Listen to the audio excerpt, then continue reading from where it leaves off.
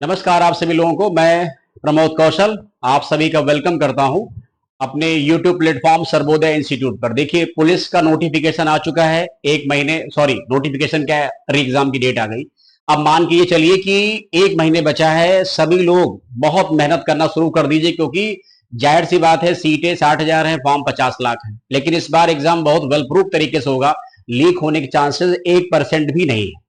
हम जिस पेपर को पढ़ाने आए या जो हमारा सामने मैटर है वो है बिहार बीपीएससी, जो लगातार टीचिंग भर्तियां करता जा रहा।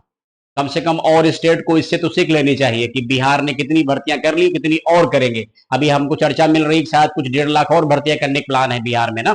तो बिहार शिक्षक मामले में बहुत बढ़िया काम कर रहे हैं। तो 19 जुलाई को बीपीएससी थर्ड, यानी बीपीएससी जैसे फर्स्ट सेकंड थर्ड, तो ट्राई जो थर्ड है उसमें जो पेपर हुआ है ये प्राइमरी नहीं है, ये जूनियर का पेपर है। वो भी सब लिख देंगे हम आराम से।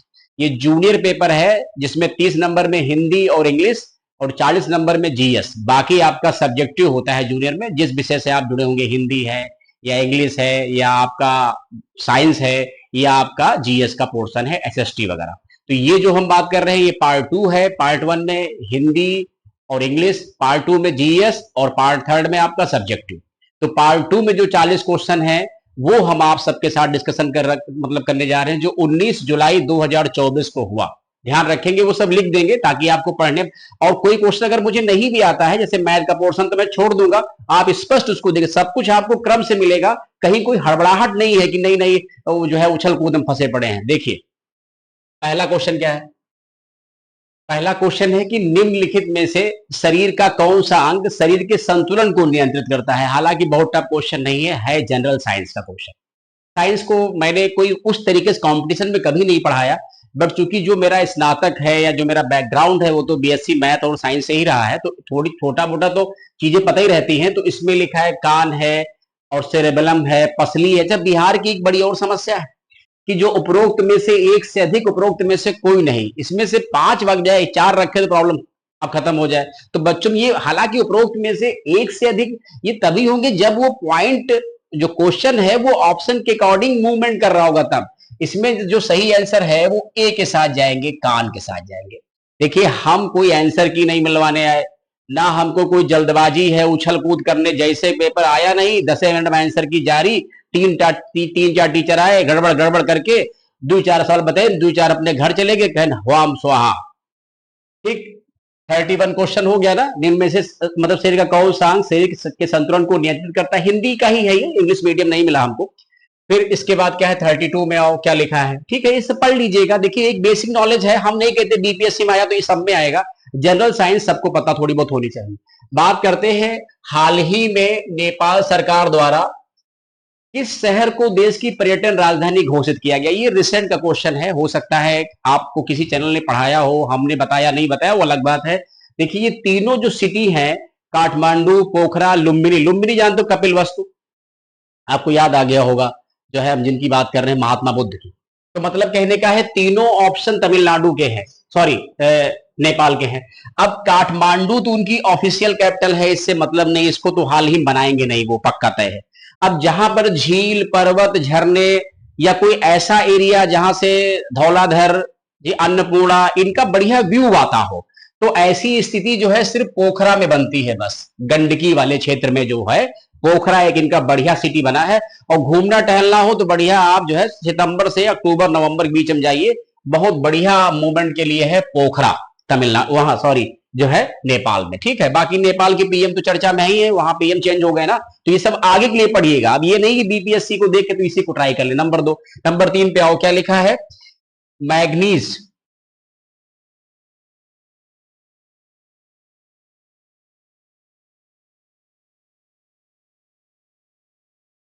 देखो, मैग्नीज का उपयोग, मैग्नीज का उपयोग कहां किया जाता है।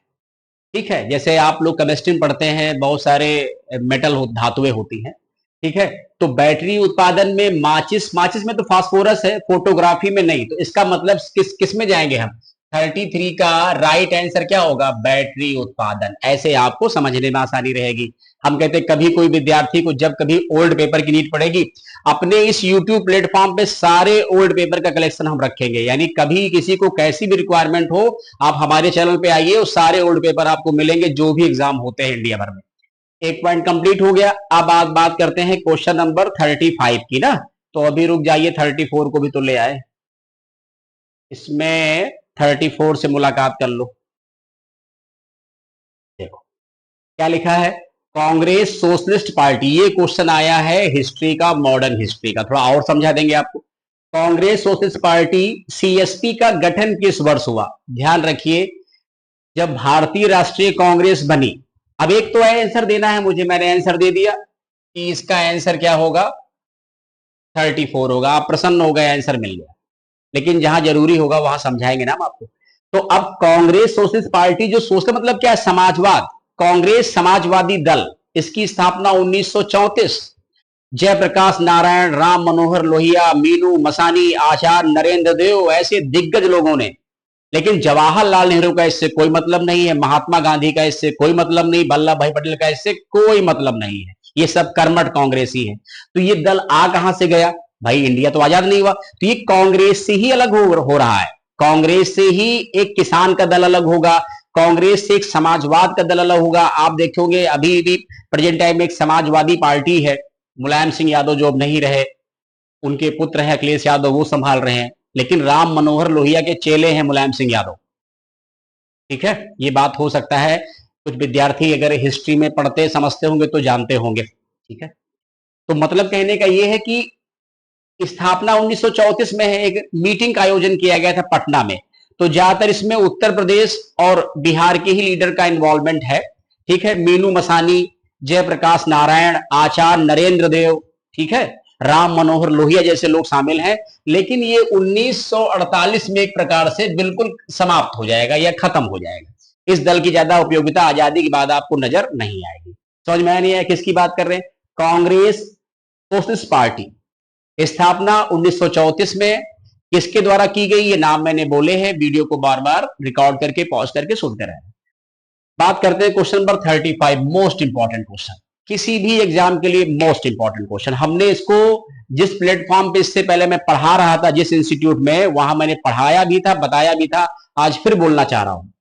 बात करते हैं नवंबर 2024 में संयुक्त राष्ट्र जलवायु परिवर्तन सम्मेलन 2024 कहां आयोजित होने वाला है? हुआ नहीं है, होने वाला है, विल बी। तो मतलब कहने का ये तो नाम दे रखे हैं सिटी के, 2023, जिसको बोलते हैं कॉप 28। कॉप का मतलब क्या है? Conference of parties.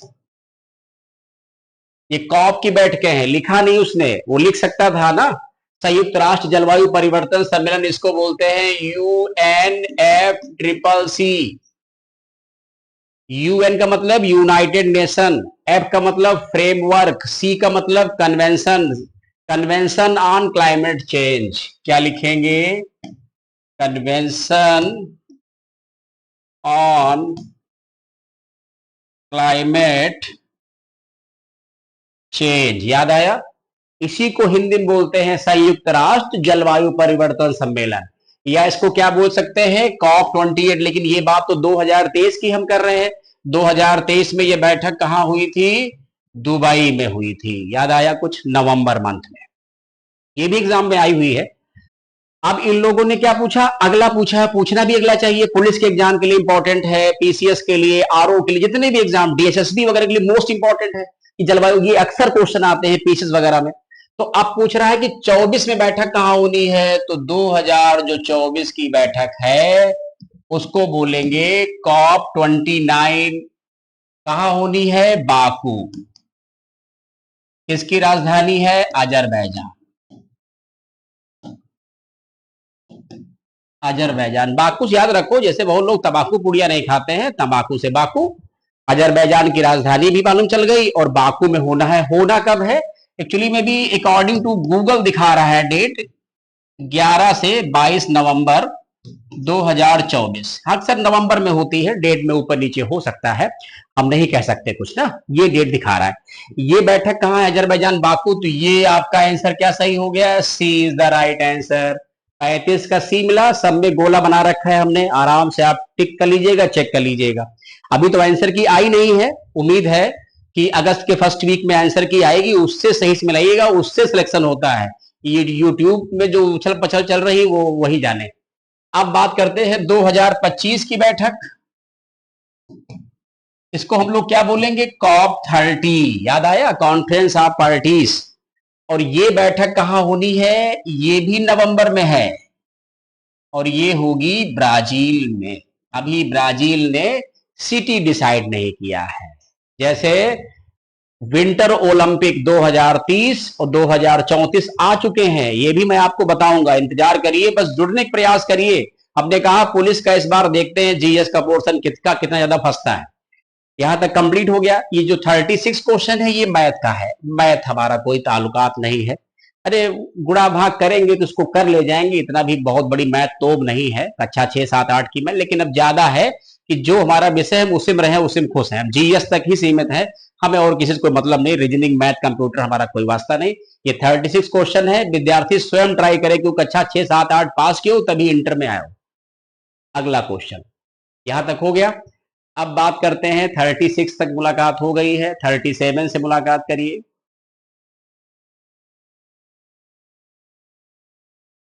हम्म 37 में क्या लिखा है? ये तो मैथ का क्वेश्चन है, इसको भी हम छोड़ देते हैं। जब मैथ का क्वेश्चन है तो हमें इसके आंसर से कोई मतलब नहीं। आप करिए, आप अपने टीचरों से पूछिए और टिक करिए, ठीक? जैसा भी आपने सॉल्व किया। हालांकि बेसिक मैथ है, हमने कहा 6 7 8 की मैथ है। ऐसी ही आरओ में आएगी, ऐसी खंड शिक्षा अधिकारी में आएगी, ऐसे क्वेश्चन आएंगे, इनको खूब लगाओ। अगला क्या है? भारत में ज्वारी एवं तरंग ऊर्जा उत्पादन के लिए अधिक अनुकूल परिस्थितियां कहां पाई जाती हैं? बहुत सही क्वेश्चन पूछा है। थोड़ा सा एक प्रकार से ज्योग्राफिकल क्वेश्चन भी है और थोड़ा आपका करंट से भी संबंधित क्वेश्चन है। मन्नार की खाड़ी, याद आया? गल्फ ऑफ मन्नार, तमिलनाडु श्रीलंका वाला हिस्सा, ठीक है। कच्छ की खाड़ी गुजरात, खंभात की खाड़ी गुजरात, गंगा नदी तो जानते हो, इसमें कुछ ऐसी परिस्थितियां पाई नहीं जाएंगी। तो चूंकि ऑप्शन दे रखा ना, उपरोक्त में से कोई नहीं, उपरोक्त में से एक से अधिक नहीं है। होता तो पॉसिबिलिटी बन जाती ना, क्योंकि क्योंकि इन सब में क्या है, अनुकूल परिस्थितियां है। टाइडल जो मतलब एनर्जी है उसके बनने के चांसेस ज्यादा है समुद्री रीजन में।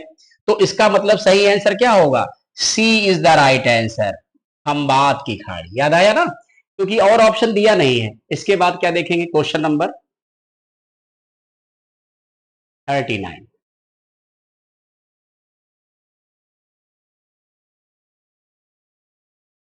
ये लिखा है प्रति व्यक्ति प्रति वर्ष जल उपलब्धता के आधार पर भारत का विश्व में कौन सा स्थान है? ये एक्चुअली में 164 देशों पे सर्वे किया गया था, जिसमें ये पूछ रहा है कि इंडिया की क्या रैंक आई है। हालांकि भारत एक बड़ा देश है तो जाहिर सी बात है वाटर की अवेलेबिलिटी ज्यादा होनी चाहिए, बट ये सबको पता है कि शुद्ध जल, स्वच्छ पानी पीने योग्य जो है सिर्फ उन नदियों, हिमालयों और कुछ ग्लेशियर तक सीमित है, उसकी संख्या बहुत कम बची है। फिर भी पूछा उन लोगों ने कि जल की उपलब्धता, इन्होंने कुछ पीने पीने वाले पानी की बात नहीं की है। इसमें जो हमारी रैंक है वो 133 है, मतलब कहने का D is the right answer, ठीक। ये कुछ करंट के क्वेश्चन है, जरूरी नहीं कि आप इसको ही पढ़ के जाइए, क्योंकि अगला कोई पेपर होगा तो बदल के कुछ और पूछेंगे। रैंक सर एक नहीं है, कम से कम 100 200 रैंक होगी, कितनी पढ़ा देते होंगे हम लोग। फिर क्वेश्चन नंबर 39 हो गया। आप पढ़ते हैं अगला क्वेश्चन। हालांकि थोड़ा डिफरेंट क्वेश्चन पूछा है इन लोगों ने, अब उनके ऊपर है। 39 आते हैं क्वेश्चन नंबर 40। बिहार दिवस मनाया जाता है, ये बिहार वालों से ही पूछेंगे, जब आप बिहार का पीसीएस देंगे या बिहार का कोई एग्जाम देंगे तो वहां पर ऐसे ही क्वेश्चन से मुलाकात होगी। इसका सीधा मतलब है कि मुगल प्रेसिडेंसी कोई थी ही नहीं, कलकत्ता प्रेसिडेंसी कोई मतलब ही नहीं है। बंगाल प्रेसिडेंसी, तीन ही प्रेसिडेंसी थी, बंगाल, ठीक है, बंबई और मद्रास, तीन ही प्रेसिडेंसी थी। सीधा मतलब कहने का है सी इज द राइट आंसर। कौन सी नदी भारत और नेपाल के बीच सीमा बनाती है ना? तो इसका मतलब क्या हो जाएगा? जिस सीमा बनाने वाले में क्या है, काली है, कोसी है, गंडक है। सारी नदियां लमसम नेपाल और भारत से कहीं ना कहीं कनेक्शन में है। तो सही आंसर क्या होगा? काली नदी ना। क्लियर हो गया पॉइंट? इसके बाद देखते हैं क्या है।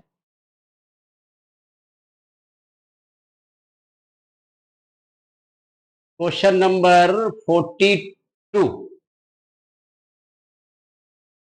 क्या लिखा हुआ है?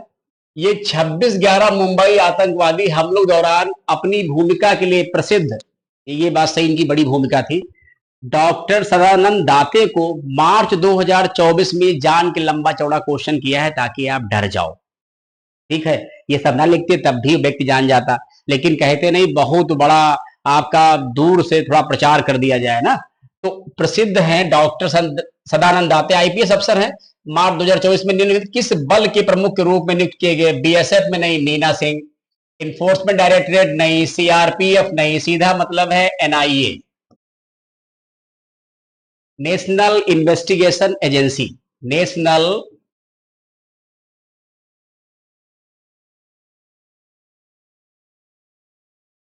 Investigation agency,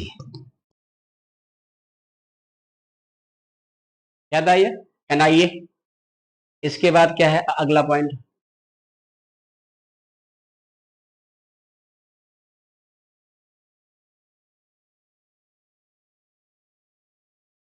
question number 43 mathematics है, हमारा इससे कोई मतलब नहीं है।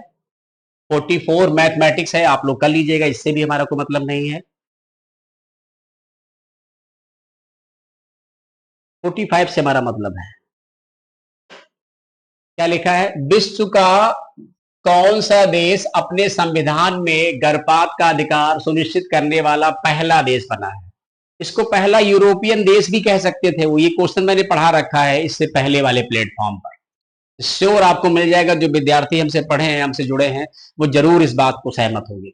इसका सीधा सीधा आंसर है फ्रांस, पहला यूरोपियन देश जिसने यूपीआई सेवा शुरू की, फ्रांस। ऐसे क्वेश्चन हमने आपको पढ़ा रखे हैं, ये गर्भपात वाला भी हमने बता रखा था ना। चलिए, इसके बाद क्या है अगला क्वेश्चन 46?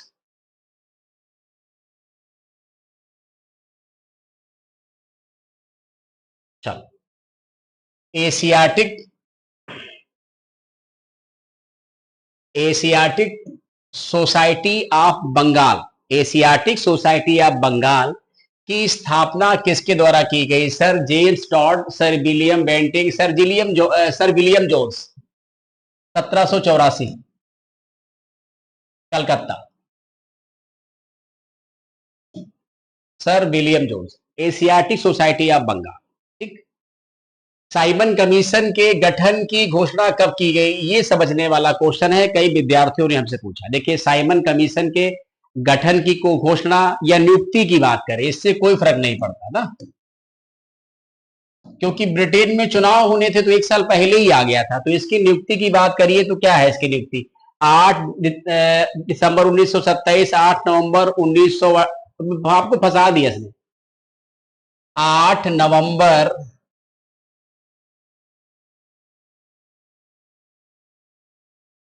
1927, ये सही डेट है। थोड़ा सा विद्यार्थियों को फंसाया है इसने, कंफ्यूज कर दिया ना। ये नियुक्ति का समय है ना, साइमन कमीशन, जिसको व्हाइट कमीशन के नाम से जानते हैं। इसमें 7 मेंबर थे, सातों के सातों विदेशी यानी ब्रिटिशर थे, कोई भी भारतीय नहीं था। ठीक है, संवैधानिक मतलब जो एक इम्प्रूवमेंट करने थे उसके लिए भेजा गया था। और ये भारत, इसका आगमन कब हुआ है? 3 फरवरी 1928, सबसे पहले मुंबई या बंबई। भारत आगमन,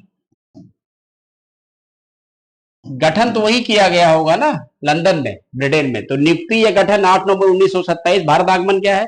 3 फरवरी 1928। विरोध बहुत हुआ, Simon go back, Simon go back, खूब हंगामा हुआ। इसके बाद क्या है पॉइंट? क्वेश्चन नंबर 48,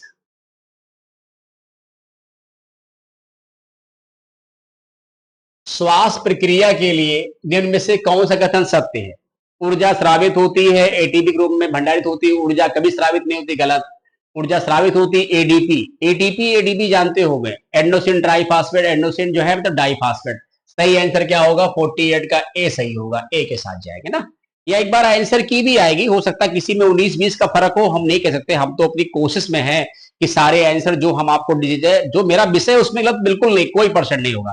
बाकी कोई जीएस पोर्सन है, हो सकता है 19-20 हो, तो आप डिस्कशन कर सकते हैं सर इसका ऐसे नहीं ऐसे होगा, ज्यादातर डिस्कशन करेंगे तो उसमें आप ही फायदा है ना। इसके बाद क्या है पॉइंट, अगला है 49 क्वेश्चन। 49 मैथमेटिक्स है, हमें इससे कोई मतलब नहीं है। हमारा क्वेश्चन है 50, निम्न ऑक्साइडों में से कौन सा जल में घुलनशील है? जेडएनओ, एफईओ, ठीक है, जिंक ऑक्साइड, ठीक है, ferric oxide, calcium oxide, CAO, इसके साथ जाएंगे ना। 51 से भी कोई मतलब हमारा नहीं है, मैथ क्वेश्चन है, सॉल्व कर लेंगे आप। 51 के बाद 52 पे आएंगे और इसको देखेंगे ना। विज्ञान और प्रौद्योगिकी मंत्रालय ने हाल ही में विज्ञान, प्रौद्योगिकी और नवाचार क्षेत्र में राष्ट्रीय पुरस्कारों के लिए एक नए सेट घोषणा की, जिसे राष्ट्रीय विज्ञान पुरस्कार के नाम से जाना जाएगा, जिसके लिए सभी श्रेणियों के पुरस्कारों के लिए पुरस्कार समारोह हर साल आयोजित किया जाएगा। बात आई है राष्ट्रीय विज्ञान। अब 28 फरवरी राष्ट्रीय विज्ञान दिवस के दिन, ठीक है, 23 अगस्त राष्ट्रीय अंतरिक्ष दिवस के दिन, ठीक है, इन्हीं और एक 11 मई है। 11 मई 1998 को क्या हुआ था एक्चुअली में, इसका जो है मतलब परमाणु परीक्षण किया गया था ना। तो इसमें जो जाएंगे वो इसके साथ जाएंगे ना, 23 अगस्त राष्ट्रीय अंतरिक्ष दिवस के दिन, ठीक है, क्योंकि ये नए सेट की घोषणा की गई है ना, तो नए सेट घोषणा पुराने तो करेंगे नहीं, कुछ नया हो तभी अब करेंगे। अब 28 फरवरी तो सीवी रमन की याद में है ना। चलो, इसके बाद क्या है, क्वेश्चन नंबर 53।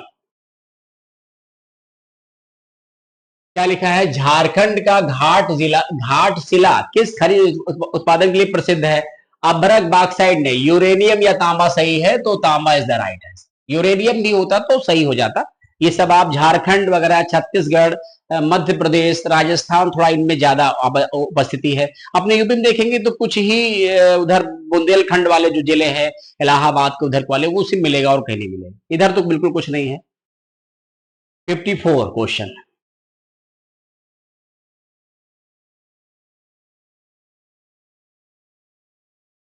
भारत सरकार अधिनियम 1935 के तहत बिहार विधान परिषद के प्रथम निर्वाचित सभापति कौन थे? ये क्वेश्चन वैसे स्पेशली बिहार के लिए है, बिहार स्पेशल के पॉइंट ऑफ व्यू से इसको पढ़ना चाहिए आप सबको, लेकिन हमें नहीं लगता ज्यादा इस पे दिमाग आप करिए, लगाइए। सीधा मतलब कहने का है कि ये आंसर हो जाएगा राय बहादुर। उसमें राय बहादुर, खान बहादुर की उपाधियां दी जाती थी ना, इसलिए कहा सतीश चंद्र, ये सही है। हालांकि इसको सिर्फ स्पेशल बिहार के लिए पढ़िए, किसी और स्टेट से कोई इसका मतलब नहीं, यूपी पुलिस से कोई इसका मतलब नहीं है। फिर क्या है कि सड़क प्रकाश में उपयोग आने वाले बल्बों को जोड़ा जाता है, इसका सीधा मतलब है सिर्फ पैरेलल, समांतर क्रम में ही जोड़ते हैं। घरों में जो वायरिंग कनेक्शन करती है वो पैरेलल करते हैं, वरना फिर करंट बरंट का डर बना रहेगा।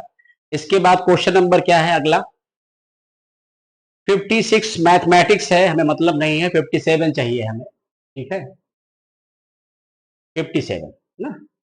क्या लिखा है, प्रकाश की ओर पौधों का झुकाव का मुख्य कारण क्या है? रीजन क्या है? क्योंकि सोर्स तो सारा वहीं से मिलता है। प्रवाह के छायादार भाग की ओर ऑक्सीजन का विसरण, इसी की तरफ जाएंगे, यही सबसे बेस्ट ऑप्शन इसमें बैठता है। प्रवाह छोर पर ऑक्सीजन नहीं, मूलाग्र पर नहीं, सिर्फ और सिर्फ प्रवाह के छायादार भाग की ओर ऑक्सीजन का विसरण। फिर क्वेश्चन नंबर 58 पे आते हैं।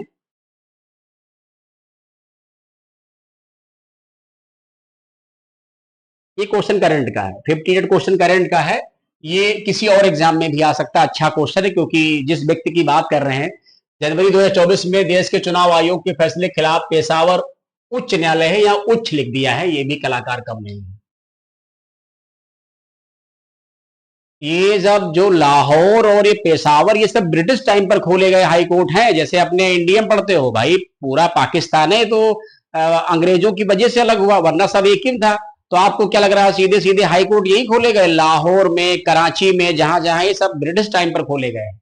इमरान खान की पाकिस्तान तहरीक इंसाफ पार्टी, थोड़ा इनका याद रखना, ये बहुत चर्चा में रहते, उछल कूद बहुत करते हैं, इनको गोली वोली भी वहां पड़ गई। अब समझ लीजिए इनको बिल्कुल निपटाने मोड में सब है। अब इनके पीछे वहां इलेक्शन कमीशन भी पड़ गया, सुप्रीम कोर्ट में अपील कर रहे हैं, कोई सुन नहीं रहा है, इनका चुनाव चिन्ह जब्त होने वाला है। तो चुनावी चिन्ह का प्रतीक क्या वही खतरे में है, वही क्रिकेट है इनका बैट,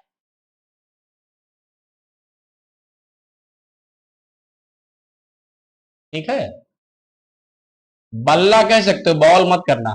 वैसे प्लेयर हैं ये, इन्होंने पहला वर्ल्ड कप पाकिस्तान को जितवाया है।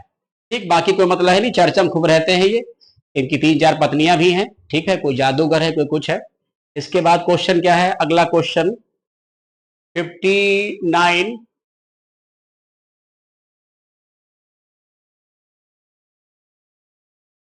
निम्नलिखित में से कौन सा उन 4 पायलटों में से नहीं, ये हमने वैसे क्वेश्चन पढ़ाया हुआ है।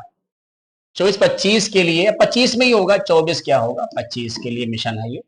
अंतरिक्ष में इसरो के गगनयान मिशन, क्या मिशन है, मिशन का नाम क्या है, चंद्रयान नहीं है, गगनयान है। कब मिशन होना है, 2025 में। अंतरिक्ष यात्री बनने के लिए प्रशिक्षित किया गया था। 4 लोग थे, इनको बाकायदा प्राइम मिनिस्टर साहब ने इनके साथ हैंडशेक भी किया था, चर्चा में थे। उसमें से एक शख्स जो है लखनऊ के हैं, त्रिवेणी नगर के सीएमएस के पढ़े हुए शख्स हैं।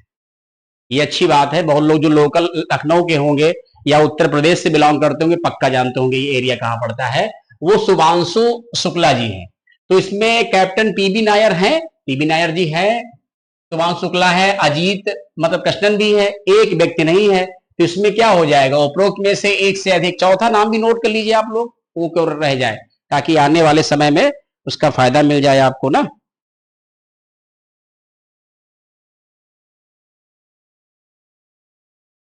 अंगद प्रताप नाम नोट कर लीजिए, अंगद प्रताप। तो नाम चारों हो जाएंगे। ठीक है, ये आप याद रखना, ये पुलिस के लिए भी इंपॉर्टेंट है ना। एक पीबी नायर हो गए, ठीक है, प्रशांत बालकृष्णन, पीबी नायर मतलब प्रशांत बालकृष्णन, बालकृष्णन,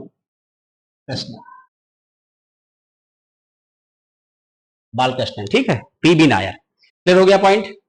तो चारों नाम याद मतलब याद रखना, ये चारों लोग हैं, शुभांशु शुक्ला, भाई शुक्ला जी तो लगे रहे यही के हैं, और ये 3 नाम और एक अंगद प्रताप, 4 लोग हैं। वो तो उसका फुल फॉर्म लिख दिया हमने, तो आंसर डी हो जाएगा।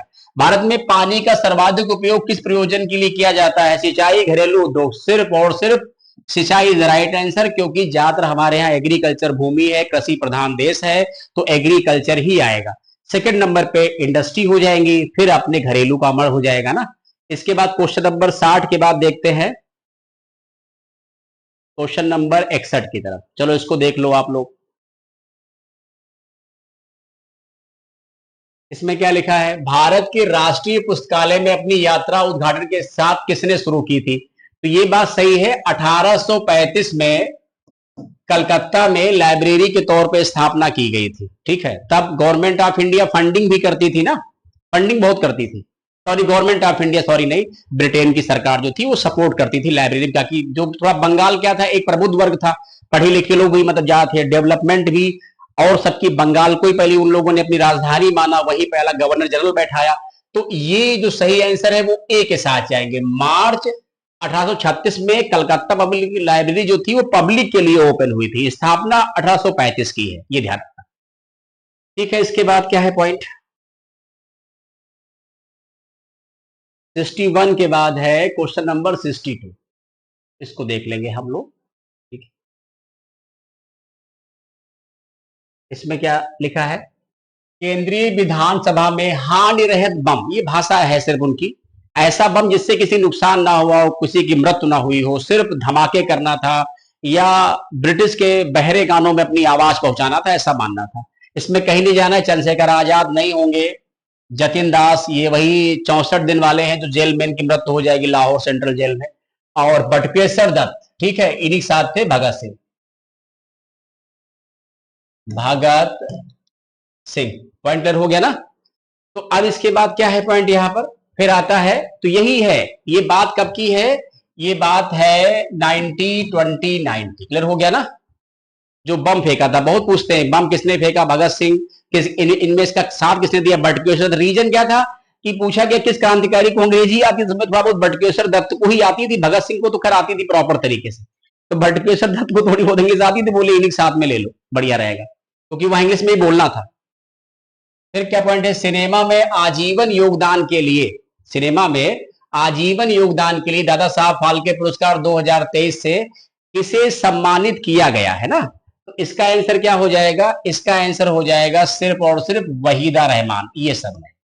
ठीक है, Waheeda Rehman is the right answer. ठीक है, क्वेश्चन ध्यान रखेंगे। इसके बाद क्या है पॉइंट, 63 के बाद 64 क्वेश्चन। निम्नलिखित में से कौन गैर ओमिक, निम्नलिखित में से कौन गैर ओमिक प्रतिरोध का प्रतिनिधित्व करता है?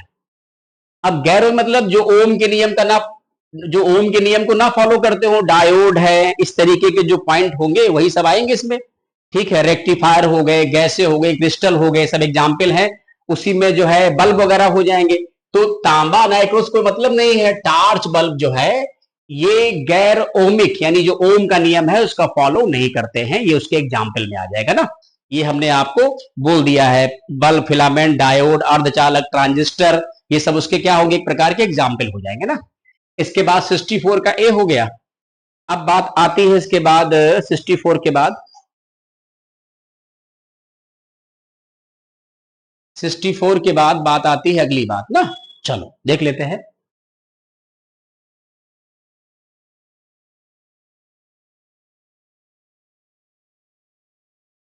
क्या लिखा है? निम्नलिखित में से कोलाइड नहीं है ना, पढ़ा होगा आप लोगों ने, कोलाइड है या कोलाइड नहीं है। सबके एग्जाम्पल आप लोग नोट कर लिया करो ना, तो उसमें आसानी रहेगी ना, क्योंकि एग्जाम्पल ही पूछता है निम्नलिखित में से कौन सा कोलाइड है और कौन सा कोलाइड नहीं है ना। तो ध्यान रखेंगे इसमें क्या लिखा हुआ है, धुआं है, रक्त है, ठीक है, सिरका नहीं है ना, तो सिर के साथ जाएंगे। 65 का क्या हो जाएगा, बी सही हो जाएगा ना, सिरका, एसिटिक। ठीक है, फिर क्या है, हमारे शरीर में मलेरिया परजीवी, याद आया, प्रोटोजोआ, मलेरिया परजीवी प्रोटोजोआ का भंडारण स्थित है पेट प्लीहा में नहीं, यकृत में ना। इसमें आरबीसी जो टेस्ट करते हैं ना, लीवर में ना, लीवर। 66 का ए इज द राइट आंसर ना। इसके बाद देखते हैं 67 पे आइए। 67 मैथ का क्वेश्चन है और हमने कोई मैथ रीजनिंग का क्वेश्चन आपको सॉल्व नहीं कराया है। जीएस का पोर्शन है तो उसको करवा दे रहे हैं, थोड़ा बहुत आपको जहां मुझे इंपॉर्टेंट लग रहा है हम आपको बता भी दे रहे हैं। ठीक है, ये बात है ना। तो इसके बाद 67 के बाद किस में आएंगे हम 68 में आएंगे ना। इसको देखेंगे क्या लिखा हुआ है। भारत में घड़ियाल प्रजनन केंद्र कहाँ स्थापित किया गया? अच्छा क्वेश्चन है और भविष्य में भी आने के इसके चांसेस ज्यादा है, क्योंकि एक प्रकार का आप चाहे इसको स्टैटिक जीके मान के चलो चाहे कुछ मान के चलो, इंपॉर्टेंट है। और ऐसा नहीं, इससे मिलते जुलते क्वेश्चन पूछेंगे। घड़ियाल का प्राकृतिक आवास कहाँ है ना, घड़ियाल का, घड़ियाल का प्राकृतिक आवास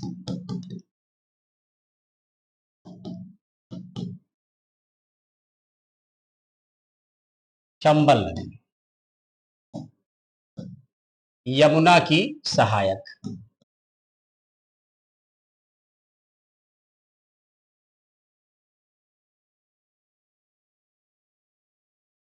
यमुना की सहायक नदी है चंबल। आपको घड़ियाल खूब मिलेंगे आराम से, मगरमच्छ अलग, घड़ियाल अलग। पूछा है भारत में घड़ियाल प्रजनन केंद्र, जो ब्रीडिंग सेंटर होता है, जैसे उनका भी जन्म हो, वो भी बचे, फिर जब छोटे छोटे जैसे बंडे थोड़े बच्चे हुए, बड़े हुए, थोड़े थोड़े बड़े बड़े होते हैं, तो उनको फिर नदियों में डाल दिया जाता है, फिर अपनी जिंदगी वो जिए। तो पूछा गया ये कहाँ है। देखिए, कार्बन उत्तराखंड कोई मतलब नहीं, सुंदरबन से कोई मतलब नहीं, डब्ल्यू भी मतलब वेस्ट बंगाल कोई मतलब नहीं, सिर्फ और सिर्फ मुरैना मध्य प्रदेश। जो विद्यार्थी उधर आगरा मथुरा साइड के होंगे सब जानते होंगे, वहीं भगवान टाकिज के पास सारी बसें खड़ी रहती थी, भिंड मुरैना जो है सवारियां बैठाती। मतलब कहने का, भारत में घड़ियाल प्रजनन केंद्र कहाँ स्थापित किया गया, मुरैना मध्य प्रदेश। दूसरी बात, लखनऊ में आ जाइए तो यहाँ एक जगह पड़ती है कुकरैल, कुकरैल, ठीक है, एक प्रकार की नदी है। कुकरैल नदी वदी तो नहीं, तो नाला बन गया है, जैसे यमुना बन गई नाला। कुकरैल में भी घड़ियाल पुनर्वास केंद्र है, घड़ियाल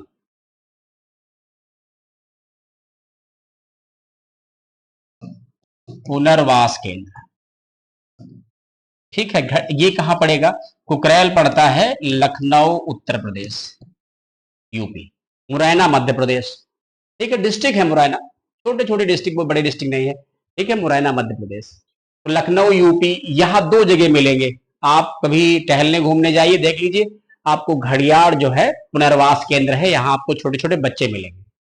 फिर क्वेश्चन नंबर 69 क्या है,